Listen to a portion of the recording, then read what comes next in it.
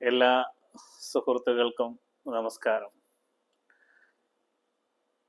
ആത്മീയ യാത്രയുടെ പുതിയൊരു വീഡിയോയിലേക്ക് എല്ലാവർക്കും ഹാർദമായ സ്വാഗതം. നമുക്കറിയാം, നമ്മൾ ഭൂരിഭാഗം ആളുകളും ജീവിക്കുന്നത് ഇന്നലകളിലും നാളെകളിലുമാണ്. ഇന്ന് ഈ നിമിഷത്തിൽ ജീവിക്കാൻ ഭൂരിഭാഗം ആളുകൾക്കും സാധിക്കുന്നില്ല. നമ്മൾ ഇന്നലത്തെ നഷ്ടത്തെക്കുറിച്ചും നാളത്തെക്കുറിച്ചുള്ള ആദിയെക്കുറിച്ചുമാണ് ഇന്ന് നമ്മൾ ചിന്തിക്കുന്നത്. അതോടുകൂടി ഇന്നത്തെ ശാന്തി, സമാധാനം നമുക്ക് നഷ്ടമായിപ്പോയി. ഈ മൊമെന്റിൽ, ഈ നിമിഷത്തിൽ നമുക്ക് ആർക്കും ജീവിക്കാൻ സാധിക്കുന്നില്ല. അപ്പൊ ഈ നിമിഷം മാത്രമേ സത്യമുള്ളൂ എന്ന് നമ്മൾ മനസ്സിലാക്കുമ്പോൾ മാത്രമേ നമുക്ക് സമാധാനവും ശാന്തിയും ലഭിക്കുകയുള്ളൂ. ഇന്ന് നമ്മൾ ചർച്ച ചെയ്യാൻ ഉദ്ദേശിക്കുന്ന വിഷയം മനസ്സമാധാനത്തെ കുറിച്ചാണ്. അത്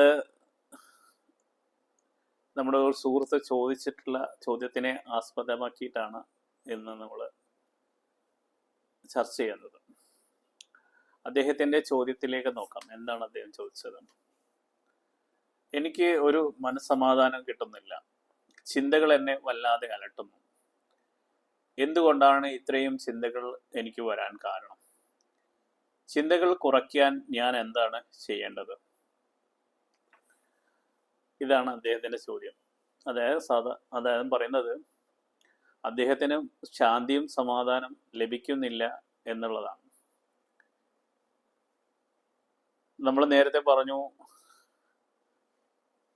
നമുക്ക് ശാന്തിയും സമാധാനവും ലഭിക്കാത്തതിൻ്റെ പ്രധാന കാരണം നമ്മൾ ഇന്നലത്തെ കുറിച്ചുള്ള നഷ്ടബോധവും നാളത്തെക്കുറിച്ചുള്ള ജീവിതത്തെക്കുറിച്ചുള്ള ആകുലതയും വ്യാധിയും, അതായത് ആകുല ചിന്തയും, ഇതാണ് നമ്മുടെ പ്രധാനമായിട്ടും നമ്മളെ അലട്ടുന്ന പ്രശ്നം. ഇന്ന് ഈ മൊമെന്റിൽ ജീവിക്കാൻ നമ്മൾ ആരും തയ്യാറല്ല, സാധിക്കുന്നില്ല. കാരണം നമ്മൾ നാളെ എന്ത് സംഭവിക്കും എന്നുള്ള ഒരു ആകുലത എല്ലാവരെയും അലട്ടും. അതുപോലെ ഇന്നലത്തെ കാര്യങ്ങളെ കുറിച്ചിട്ട് ആ ചിന്തകൾ, പാസ്റ്റിൽ സംഭവിച്ചിട്ടുള്ള കാര്യങ്ങളെ കുറിച്ചിട്ടുള്ളൊക്കെ നമ്മളിങ്ങനെ തികട്ടി ചിന്തിച്ചു കൊണ്ടിരിക്കും. അതുകൊണ്ട് ഈ മൊമെന്റിൽ കിട്ടുന്ന സുന്ദരമായ നിമിഷങ്ങൾ നമുക്ക് നഷ്ടപ്പെട്ടു പോകും. അതാണ് പ്രധാനമായിട്ടും നമ്മൾ മനസ്സമാധാനം നഷ്ടപ്പെടാനുള്ള പ്രധാന കാരണം. ഇനിയും നമ്മൾ നോക്കിക്കഴിഞ്ഞാൽ ഇന്നത്തെ ജീവിത സാഹചര്യം വളരെ സങ്കീർണമാണ്. ഓരോ നിമിഷവും നമ്മൾ ടെക്നോളജിയും കാര്യങ്ങളൊക്കെ വളരെ ഡെവലപ്പ് ചെയ്ത് പോകുമ്പോൾ മനുഷ്യന്റെ ജീവിതം വളരെ സങ്കീർണവും ദുസ്സഹവുമാകുകയാണ് എന്ന് നമുക്ക് ഒരർത്ഥത്തിൽ പറയാം. നമ്മൾ ജീവിതത്തിൽ സുഖവും സന്തോഷവും കിട്ടാൻ വേണ്ടിയിട്ടാണ് നമ്മൾ പലപ്പോഴും ശാസ്ത്രത്തിൻ്റെ സഹായത്തോടു കൂടി പല ഡെവലപ്മെൻറ്റും ടെക്നോളജിയും ഒക്കെ ഡെവലപ്പ് ചെയ്യുന്നത്. പക്ഷേ അതോടൊപ്പം തന്നെ നമ്മളെ കർമ്മം, നമ്മൾ എടുക്കേണ്ട എഫേർട്ട് ഒരു സൈഡിൽ വർദ്ധിച്ചു കൊണ്ടേയിരിക്കുകയാണ്. ഇതൊക്കെ നമ്മൾ ആ ടെക്നോളജിയൊക്കെ സ്വായത്തമാക്കി നമ്മൾ സുഖം ആസ്വദിക്കാൻ ആഗ്രഹിക്കുമ്പോൾ നമ്മുടെ കർമ്മ പ്രാരാബ്ദം കൂടി ഇതിന് കൂടെ കൂടുന്നുണ്ട് എന്നുള്ളതാണ് ഇതിൻ്റെ സത്യം, യാഥാർത്ഥ്യം. ഇനി നമ്മൾ കുറച്ചുകൂടി നമ്മൾ മനസ്സിനെ കുറിച്ചിട്ട് മനസ്സിലാക്കിയെങ്കിൽ മാത്രമേ നമ്മൾക്ക് എന്തുകൊണ്ട് മനസ്സമാധാനം കിട്ടുന്നില്ല എന്ന് മനസ്സിലാവും. മനസ്സ് എന്ന് പറഞ്ഞാൽ ഒരു ഊർജ പ്രവാഹമാണ്, ഇടതടവില്ലാത്തുള്ള ഒരു ഊർജ പ്രവാഹമാണ് മനസ്സ്. അത് ശക്തിയാണ്. അതായത് ഈ മനസ്സ് എന്ന് പറയുന്നത് ഒരു മായയാണ്, ശക്തിയാണ്, പ്രവാഹമാണ്, ഊർജമാണ് എന്നൊക്കെ ഞാൻ പറഞ്ഞല്ലോ. അപ്പോൾ മനസ്സ് എങ്ങനെ വേണമെങ്കിലും അത് രൂപപ്പെടുത്തിയെടുക്കാൻ പറ്റും. വളരെ മത്തായിട്ടുള്ള ഒരു സംഭവമാണ്. ഇപ്പൊ ഇന്ന് ലോകത്ത് കാണുന്ന എല്ലാ കണ്ടുപിടുത്തങ്ങളും എല്ലാം മനുഷ്യന്റെ എല്ലാ ഡെവലപ്മെന്റും എല്ലാം ഓരോ മനുഷ്യന്റെ മനസ്സിൽ നിന്ന് ഉദിച്ചിട്ടുള്ള ആശയങ്ങൾ തന്നെയാണ്. അപ്പൊ മനസ്സത്രയും പവർഫുൾ ആണ്. അതെന്തുകൊണ്ടാണ് മനസ്സത്രയും പവർഫുൾ ആണ് എന്ന് പറയാൻ കാരണം അത് ബോധം തന്നെയാണ്. ബോധത്തിന്റെ അല, ബോധത്തിൽ നിന്ന് ഉദിക്കുന്ന അലയാണ്, അല്ലെങ്കിൽ ഒരു ഒരു ബോധത്തിന്റെ ഒരു പാളി എന്ന് പറയാം. നമുക്ക് സങ്കല്പ പാളിയാണ് മനസ്സ് എന്ന് പറയാം. അപ്പൊ അതുകൊണ്ട് അതിനത്രയും ശക്തിയുണ്ട്. അത് ദൈവം തന്നെയാണ്, ഈശ്വരൻ തന്നെയാണ് മനസ്സ് എന്ന് പറഞ്ഞാൽ. അപ്പോ ആ മനസ്സില് ഓരോ വ്യക്തിയും കൊടുക്കുന്ന സങ്കല്പങ്ങൾക്കനുസരിച്ച് ആ മനസ്സ് പരിണമിക്കും. അതായത് 3 ഗുണങ്ങൾക്കോട് കൂടിയാണ് ഓരോ മനുഷ്യനെയും ഇവിടെ സൃഷ്ടിച്ചിട്ടുള്ളത്. രജോ ഗുണം, സത്വഗുണം, തമോ ഗുണം. നമുക്കതിന് ഓർഡർ പറഞ്ഞു കഴിഞ്ഞാൽ സത്വഗുണം, രജോ ഗുണം, തമോ ഗുണം. സത്വഗുണം എന്ന് പറയുമ്പോൾ എല്ലാവർക്കും അറിയാം, വളരെ സാത്വികമായിട്ടുള്ള ചിന്തകളും പ്രവൃത്തികളും അടങ്ങിയിട്ടുള്ള ഒരു ഗുണമാണ് സാത്വിക ഗുണം. അതായത് നമ്മൾ പറയുന്ന എല്ലാ ദൈവികമായിട്ട് ഡിവൈൻ ഗുണങ്ങളും നമുക്ക് പറയാം. ദയ, കരുണ, ആർദ്രത, ഇങ്ങനെയുള്ള സ്നേഹം, അതുപോലുള്ള ഗുണങ്ങളെയൊക്കെ നമുക്ക് വേണമെങ്കിൽ സാത്വിക ഗുണങ്ങൾ. അതുപോലെ അഹിംസ, ആരെയും ഉപദ്രവിക്കാതിരിക്കാനുള്ള മനസ്സിന്റെ ഒരു പ്രത്യേകത, ഇതൊക്കെയുള്ള ഗുണങ്ങളെ നമുക്ക് സാത്വിക ഗുണങ്ങൾ എന്ന് പറയും. അതേപോലെ രജോ ഗുണം, തമോ ഗുണം എന്ന് പറയുന്നതൊക്കെ നമ്മുടെ ഭൗതികമായ സ്വാർത്ഥതയും ആഗ്രഹങ്ങളും അച്ചീവ് ചെയ്യാനുള്ള, അല്ലെങ്കിൽ ഭൂമിയിൽ നമ്മൾ നേടിയെടുക്കാനുള്ള ത്വരയും ഒക്കെ ബന്ധപ്പെട്ടിട്ടുള്ളതാണ്. അപ്പൊ മനസ്സില് നമ്മൾ കൊടുക്കുന്ന സങ്കല്പങ്ങൾക്കനുസരിച്ച് മനസ്സ് പരിണമിക്കുമെന്ന് ഞാൻ പറഞ്ഞല്ലോ. അപ്പൊ നമ്മള് കൂടുതൽ നമ്മുടെ മനസ്സിൽ സാത്വിക ചിന്തകൾ ആണ് നമ്മൾ കൊടുക്കുന്നതെങ്കിൽ, ഡിവൈൻ ചിന്തകളാണ് കൊടുക്കുന്നതെങ്കിൽ, അതായത് മറ്റുള്ള സഹജീവികളെ സന്തോഷിപ്പിക്കുക, അവർക്ക് എന്തെങ്കിലും സഹായങ്ങൾ ചെയ്യുക, അതുപോലെ പ്രയാസപ്പെടുന്നവരെ കാണുമ്പോൾ നമുക്ക് അവരോട് തോന്നുന്ന കരുണ കാണിക്കുക, ദയ കാണിക്കുക, അതുപോലെ മറ്റുള്ളവർക്ക് വേണ്ട സഹായങ്ങൾ എത്തിച്ചു കൊടുക്കുക, എല്ലാവരോടും സ്നേഹത്തോടും നല്ല മനസ്സോടുകൂടി പെരുമാറുക, ഇങ്ങനെയുള്ള വരുമ്പോഴൊക്കെ നമ്മൾ സാത്വിക ഗുണങ്ങൾ അധികരിക്കും. അതുപോലെ സത്യസന്ധമായി ജീവിക്കുക, മറ്റുള്ളവരെ പറ്റിക്കാതിരിക്കുക. അപ്പൊ സാത്വിക ഗുണങ്ങൾ എന്ന് പറഞ്ഞാൽ ഇതൊക്കെയാണ്. അപ്പൊ നല്ല ഗുണങ്ങളുടെ ഒരു രീതിയിലേക്ക് മനസ്സിനെ നമ്മൾ വളർത്തിയെടുക്കുമ്പോൾ നമ്മൾ സാത്വികരായി മാറും. അതുപോലെ നമ്മൾ ഈശ്വര ചിന്ത, ഈശ്വര ഭജന, അതുപോലെ ഈശ്വരനാമം ഭജിക്കുക, ഇങ്ങനെയുള്ളതൊക്കെ ചെയ്യുമ്പോൾ സ്വാഭാവികമായി മനസ്സ് സാത്വികതയിലേക്ക് വളരും. അതേസമയത്ത് മനസ്സിൽ നമ്മൾ കൊടുക്കുന്നത് ഭൂമിയിൽ കിട്ടുന്ന സുഖങ്ങൾക്കും സൗകര്യങ്ങൾക്കും വേണ്ടിയിട്ടുള്ള നമ്മുടെ ആഗ്രഹങ്ങളും ആസക്തികളും ആണ് ഡെവലപ്പ് ചെയ്യുന്നതെങ്കിൽ അത് രജോ ഗുണത്തിലും തമോ ഗുണത്തിലേക്കുമാണ് പതിക്കുന്നത് മനസ്സ്. ഭൂമിയിലെ ഉള്ള സുഖങ്ങളിലാണ് നമ്മൾ തേടുന്നതെങ്കിൽ, ഭൂമിയിലാണ് സുഖം, ഭൂമിയിലുള്ള സുഖങ്ങളാണ് എൻ്റെ സുഖമെന്ന് വിചാരിച്ച് അതാണ് എനിക്ക് സന്തോഷവും സുഖവും സമാധാനം നൽകുന്നത് എന്ന് നമ്മൾ ചിന്തിച്ച് അതിനുവേണ്ടി നമ്മൾ പ്രയത്നിക്കുമ്പം നമ്മുടെ മനസ്സ് സ്വാഭാവികമായിട്ടും അങ്ങനെയുള്ള ഗുണത്തിലേക്കാണ് പോവുക.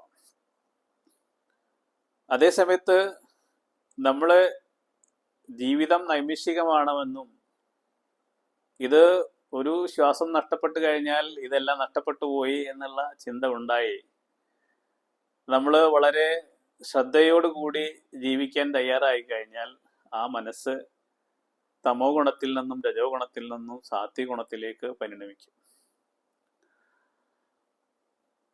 അപ്പോൾ നമ്മൾ മനസ്സിലാക്കേണ്ടത്, നമുക്ക് മനസ്സമാധാനം കിട്ടാത്തതിൻ്റെ പ്രധാന കാരണം നമ്മളുടെ ഈ ഭൗതിക വസ്തുക്കളോടും ഭൗതിക കാര്യങ്ങളോടുള്ള അമിതമായ ആസക്തിയും ആ ആസക്തിയിൽ നിന്ന് വരുന്ന ആഗ്രഹങ്ങളും ആ ആഗ്രഹങ്ങളുടെ ഫലമായിട്ടുണ്ടാവുന്ന വിചാരങ്ങളും വികാരങ്ങളുമാണ് നമ്മളെ മനസ്സമാധാനം നഷ്ടപ്പെടുത്തുന്നത് എന്ന് പറയാം. സാധാരണഗതിയിലുള്ള മനുഷ്യർക്ക് എല്ലാവർക്കും ആഗ്രഹങ്ങൾ ഉണ്ടാവും.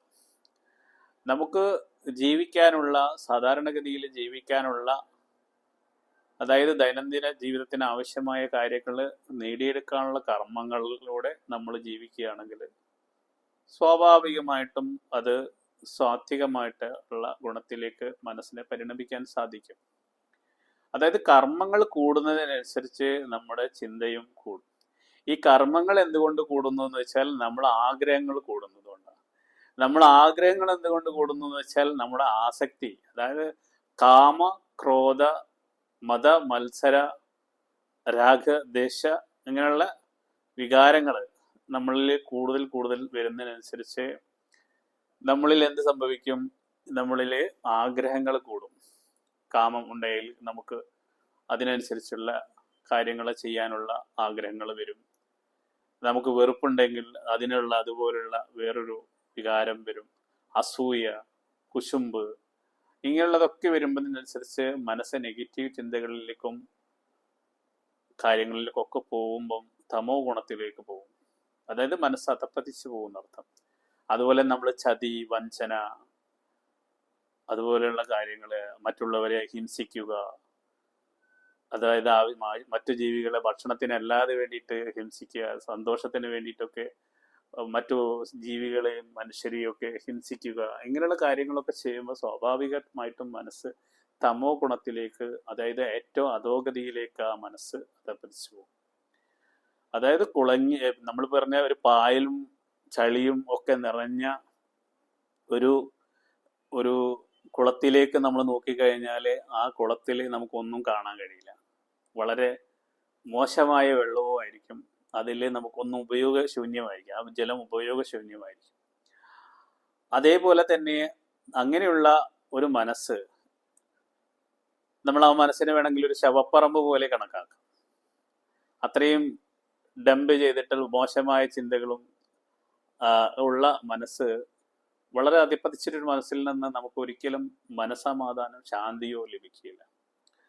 അപ്പോൾ അത് സ്വാഭാവികമായിട്ടും നമ്മൾ മനസ്സിനെ ശുദ്ധീകരിച്ച്, ചിത്തം ശുദ്ധീകരിക്കുന്നതിനനുസരിച്ച് ആ മനസ്സ് സ്വാഭാവികതയിൽ പരിണമിക്കും.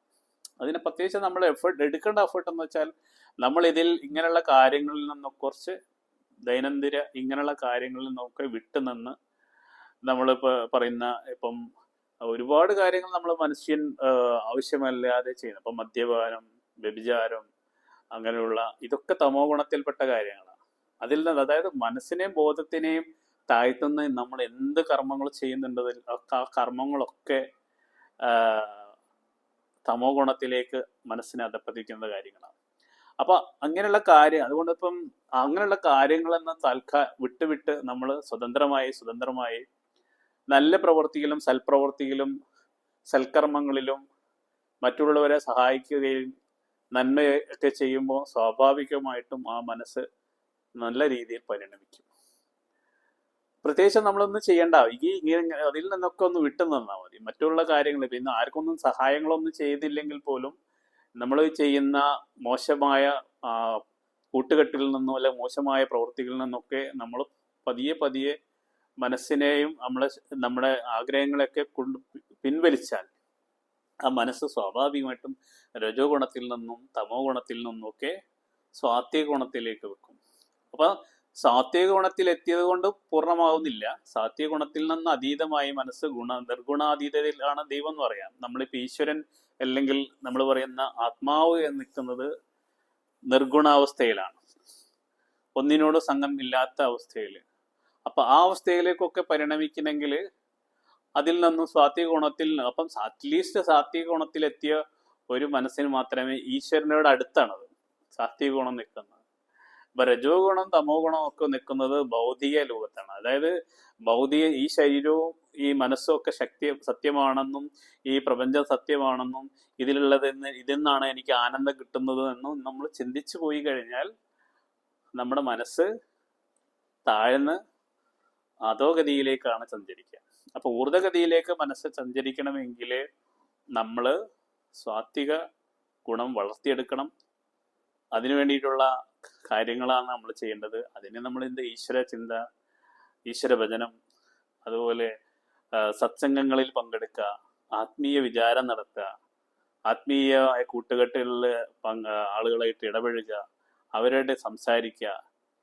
ഇങ്ങനെയൊക്കെ നമ്മൾ ചെയ്യുമ്പം സ്വാഭാവികമായിട്ടും ആ മനസ്സ് സ്വാത്വികമായിട്ട് ശാന്തിയും സമാധാനവും സന്തോഷവും നിൽക്കും. അപ്പോൾ എങ്ങനെയാണ് ചിന്തകൾ കുറയുന്നത് എന്ന് പറഞ്ഞല്ലോ. ചിന്തകൾ എങ്ങനെയാണ് ചോദിച്ചല്ലേ, എങ്ങനെയാണ് എനിക്ക് ഇത്രയും ചിന്തകൾ വരുന്നത്? അപ്പൊ ചിന്തകൾ വരുന്നതിന് പ്രധാന കാരണം നമ്മൾ ഭൗതികമായ ആഗ്രഹങ്ങൾക്ക് പിന്നാലെ ഓടുന്നത് കൊണ്ടാണ്. നമ്മൾ വിചാരിക്കുന്നത് നമ്മളെ കർമ്മങ്ങളിലൂടെയാണ് പ്രകൃതിയിലെല്ലാം സംഭവിക്കുന്നത് എന്ന് ചിന്തിക്കുന്നത് കൊണ്ടാണ്.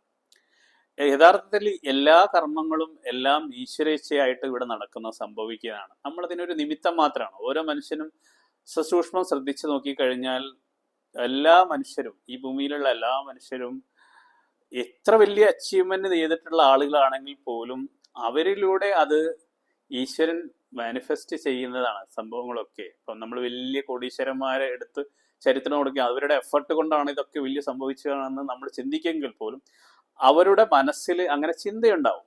പക്ഷെ ആ ചിന്തയ്ക്ക് ഉള്ള കാര്യങ്ങളൊക്കെ അവരിലൂടെ ഈശ്വരനാണ് നടത്തിക്കൊണ്ടിരിക്കുന്നത്. ഈശ്വരൻ എന്ന് പറഞ്ഞാൽ അവൻ്റെ ഉള്ളിലുള്ള അന്തരാത്മാവ് തന്നെ. ഈശ്വരൻ എന്ന് പറയുമ്പോൾ നമ്മൾ പുറമൊരു ശക്തിയായിട്ട് ചിന്തിക്കേണ്ട, ഓരോ മനുഷ്യരിലും നിൽക്കുന്ന അന്തരാത്മാവ് തന്നെയാണ് ഈശ്വരൻ എന്ന് പറയുന്നത്. ആ ഈശ്വരനിലൂടെയാണ് അത് സംഭവിക്കുന്നത്. അപ്പൊ ആ വ്യക്തിയുടെ കഴിവ് കൊണ്ടാണ് എന്ന് നമ്മൾ ചിന്തിച്ചു പോയാൽ അവിടെ നമ്മൾ ഫെയിലിയറായി. ഇപ്പൊ നിങ്ങൾ എത്ര വലിയ മഹാന്മാരെടുത്ത് നോക്കുന്നുണ്ട്, ആ മഹാന്മാരിലെല്ലാം അവരുടെ ഭയങ്കര ലാളിത്യമായിരിക്കും. അവരുടെ ജീവിതത്തിലെ മറ്റുള്ളവരോട് ഇടപഴകുന്ന കാര്യങ്ങളൊക്കെ വളരെ ലാളിത്യമുള്ളവരായിരിക്കും. 90% അല്ലെങ്കിൽ 99%, 1% എക്സെപ്ഷൻ കേസുകൾ ഉണ്ടാവും. പക്ഷെ അവരിലൂടെ എല്ലാം ലോകത്ത് നടക്കുന്ന എല്ലാ കാര്യങ്ങളും ഇവിടെ മാനിഫെസ്റ്റ് ചെയ്യുന്നതാണ്. അപ്പം ഞാനാണ് ഈ ചെയ്യുന്നത് എന്ന ചിന്തയാണ് നമ്മളെല്ലാവരെയും എന്താക്കുന്നത്, ഈ കർമ്മത്തിന്റെ പ്രാരബ്ധം നമ്മളെ തലയിൽ പേറുന്നത്. നമ്മളൊന്നും അല്ല ചെയ്യുന്നത്, ഈശ്വരൻ. നമ്മൾ ചെയ്യുന്ന കർമ്മങ്ങളൊക്കെ ഈശ്വരാർച്ചനയായിട്ടാണ് ഇവിടെ സംഭവിക്കുന്നത്. അല്ലെങ്കിൽ ഈശ്വരനാണ് നമ്മളിലൂടെ എല്ലാ കർമ്മങ്ങളും ചെയ്യിക്കുന്നതെന്ന് മനസ്സിലാക്കി കഴിഞ്ഞാൽ നമ്മൾ ആ കർമ്മത്തിന്റെ പ്രാരബ്ധത്തിൽ നിന്ന് നമ്മൾ രക്ഷപ്പെട്ടു. അപ്പൊ നമ്മളെ ചിന്തകളും പതിയെ പതിയെ കുറഞ്ഞു വരും. ഈ ചിന്തകൾ കുറയാൻ നമ്മൾ ആദ്യം ചെയ്യേണ്ടത് ഈശ്വര വിചാരം ചെയ്യുക, ആത്മവിചാരം ചെയ്യുക. ആത്മവിചാരം ചെയ്യുമ്പോൾ പതിയെ പതിയെ അടങ്ങും. മനസ്സടങ്ങുമ്പോൾ നമ്മുടെ ആസക്തി, നമുക്ക് ഈ ലോകത്തിൽ ഒരുപാട് ആസക്തികളുണ്ട്. അതിൽ ഏറ്റവും കൂടുതൽ പ്രബലമായി നിൽക്കുന്ന ഒരു ആസക്തിയാണ് കാമം, ക്രോധം. ഈ ആസക്തിയിൽ നിന്ന് നമ്മൾ മോചിതനാവുമ്പം തന്നെ നമ്മുടെ ഒരുപാട് ആഗ്രഹങ്ങൾ അല്ലെങ്കിൽ നമ്മുടെ ഒരുപാട് ആസക്തിയിൽ നിന്ന് നമ്മൾ രക്ഷപ്പെട്ട് മനസ്സ് പതിയെ പതിയെ അടങ്ങാൻ തുടങ്ങും. അപ്പൊ ആസക്തിയാണ് എല്ലാത്തിനും കാരണം. ആ ആസക്തി നമ്മൾ ഈ കാമത്തിനോടുള്ള ആസക്തിയും ക്രോധം, മതം, മത്സരം അങ്ങനെയുള്ള ആസക്തിയിൽ നിന്ന് നമ്മൾ മനസ്സിനെ പതിയെ ആ ആസക്തി ഈശ്വരിലേക്കുള്ള ആസക്തിയാക്കി മാറ്റിയാൽ അത് ഭക്തിയായി മാറുകയും അത് ആത്മവിചാരത്തിന് കാരണമാവുകയും നമ്മളെ മനസ്സ് പതിയെ പതിയെ ഈശ്വര ചിന്തയിലും നമുക്ക് ആത്മാനുഭവത്തിലേക്കൊക്കെ അത് സംഭവിക്കാനും ഇടയാവും. അപ്പോൾ ഞാൻ പറഞ്ഞു വരുന്നത്, ഈ നമ്മുടെ മനസ്സിൽ ചിന്തകൾ, ഇപ്പോൾ സാധാരണഗതിയിൽ ഗുരുക്കന്മാരൊക്കെ പറയുന്നത്, ഒരു മനുഷ്യൻ സാധാരണഗതിയിൽ ഒരു ദിവസം 60,000 മുതൽ 70,000 ചിന്തകൾ ഒരു മനുഷ്യന്റെ മനസ്സിലൂടെ കടന്നു പോകുന്നതാണ്. സ്പോണ്ടാനിയസ് തോട്ട് റേറ്റ്സ് എന്ന് പറയും, STR എന്ന് പറയും. അത് സ്പോണ്ടാനിയസ് ആയിട്ട് ഇങ്ങനെ തോട്ട്സ് ഇങ്ങനെ വന്നുകൊണ്ടേയിരിക്കും. ഈ തോട്ട്സ് വരുന്നതിന്റെ പ്രധാന കാരണം നമ്മളുടെ പാസ്റ്റിനെ കുറിച്ചുള്ള ചിന്തകളും ഫ്യൂച്ചറിനെ കുറിച്ചുള്ള പ്രൊജക്ഷൻസും ആണ്. ഇത് രണ്ടിനെയും നമ്മൾ പ്രസന്റ് മൊമെന്റിലേക്ക് കൊണ്ടുവന്നു കഴിഞ്ഞാൽ, ഈ മൊമെന്റിലാണ് സത്യം, ഈ മൊമെന്റ് ഞാൻ ആസ്വദിക്കട്ടെ എന്ന് വിചാരിച്ചു കഴിഞ്ഞാൽ ഈ രണ്ട് പ്രൊജക്ഷൻസും അതുപോലെ പാസ്റ്റും അവിടെ സ്റ്റോപ്പായി പ്രസന്റ് മൊമെന്റിൽ നമ്മൾ സുഖം, സന്തോഷവും സമാധാനം അനുഭവിക്കും. അപ്പം ചിന്തകൾ പതിയെ കുറഞ്ഞ് അതായത് തോട്ട് റേറ്റ്സ് കുറഞ്ഞ് നമ്മൾ ബോധത്തിലേക്ക്. അപ്പം മനസ്സ് അടങ്ങിക്കഴിഞ്ഞാൽ പിന്നീട് നമ്മൾ കാണുന്നത് ബോധമാണ്, ആത്മാവ് തന്നെയാണ്. അപ്പം നമ്മൾ അനുഭവിക്കുന്നത് ആത്മാനുഭവത്തിലാണ് നിൽക്കുക. അപ്പം തോട്ട്സ് ഇല്ലെങ്കിൽ നമ്മൾ നിൽക്കുന്നത് ആത്മാവിൽ തന്നെയാണ്, ബോധത്തിൽ തന്നെയാണ് എന്ന് നമുക്ക് മനസ്സിലാക്കാം. അപ്പം അപ്പോഴാണ് നമ്മൾ ബ്ലിസ് അനുഭവിക്കുന്നത്. ആ മൊമെന്റിൽ, ഈ പ്രസന്റ് മൊമെന്റിൽ നമ്മൾ എന്താണോ അനുഭവിക്കുന്നത്, ഞാൻ ഇപ്പോൾ നിങ്ങളോട് സംസാരിക്കുന്ന ഈ പ്രസന്റ് മൊമെന്റിൽ എനിക്ക് വേറൊരു ചിന്തകളും ഇല്ല. അപ്പം ആത്മീയമായ ചിന്ത മാത്രമേ ഉള്ളൂ എങ്കിൽ ഞാൻ അപ്പോൾ ആനന്ദത്തിലാണ്, സന്തോഷത്തിലാണ്. അതിന് ഞാൻ പ്രത്യേകിച്ചൊന്നും ചെയ്യേണ്ട ആവശ്യമില്ല. അപ്പോൾ ഈശ്വര വിചാര ചെയ്യുക, നാമജപം ചെയ്യുക, ഇങ്ങനെയുള്ള ചെയ്യുമ്പോൾ തന്നെ നിങ്ങളിൽ മനസ്സ് പതിയെ അടങ്ങും. അടങ്ങിക്കഴിഞ്ഞാൽ നിങ്ങൾ അനുഭവിക്കുന്നത് ആത്മാനന്ദം തന്നെയാണ്, ബ്ലിസ്സാണ് എന്ന് മനസ്സിലാക്കുക. അതുപോലെ ഒരു സുഹൃത്ത് എന്നോട് പലപ്പോഴും കമൻ്റായിട്ട് ഇടുന്നത് കാണാം, നിങ്ങൾക്ക് ആനന്ദമുണ്ടോ, നിങ്ങൾ സന്തോഷം അനുഭവിക്കുന്നുണ്ടോ? സന്തോഷം അനുഭവിക്കാതെ എനിക്ക് നിങ്ങളോട് സംസാരിക്കാൻ കഴിയില്ല. ആത്മീയ കാര്യങ്ങൾ ഒരിക്കലും നമ്മൾ ചർച്ച ചെയ്യണമെങ്കിൽ പൂർണ്ണമായും മനസ്സ് ശാന്തിയിൽ നിൽക്കുമ്പോൾ മാത്രമേ ആത്മീയ കാര്യങ്ങൾ ആരായിട്ടും നമ്മൾ സംസാരിക്കാൻ കഴിയുള്ളൂ. പ്രക്ഷുബ്ധമായ ഒരു മനസ്സിൽ നിന്നുകൊണ്ട് ആത്മീയമായ കാര്യങ്ങൾ നിങ്ങൾക്ക് ഒരിക്കലും സംസാരിക്കാൻ കഴിയില്ല. ഇതാണ് എൻ്റെ അനുഭവം. അപ്പോൾ മനസ്സടങ്ങി, മനസ്സ് പൂർണ്ണമായിട്ടും ശ്രദ്ധയോട് ഏകാഗ്രതയോട് കൂടി മാത്രമേ നിങ്ങളോട് ഞാനൊരു കാര്യം പറയണമെങ്കിൽ, നിങ്ങൾക്കത് പറഞ്ഞു തരണമെങ്കിൽ പൂർണ്ണമായും എൻ്റെ മനസ്സടങ്ങി ശാന്തിയിൽ നിൽക്കുമ്പോൾ മാത്രമേ അത് നിങ്ങളോട് എനിക്ക് പറയാൻ സാധിക്കുള്ളൂ. അപ്പോൾ ഇത്രയും പറഞ്ഞുകൊണ്ട് കാര്യങ്ങളെല്ലാം മനസ്സിലായിട്ടുണ്ടാവും എന്ന് വിചാരിക്കുന്നു.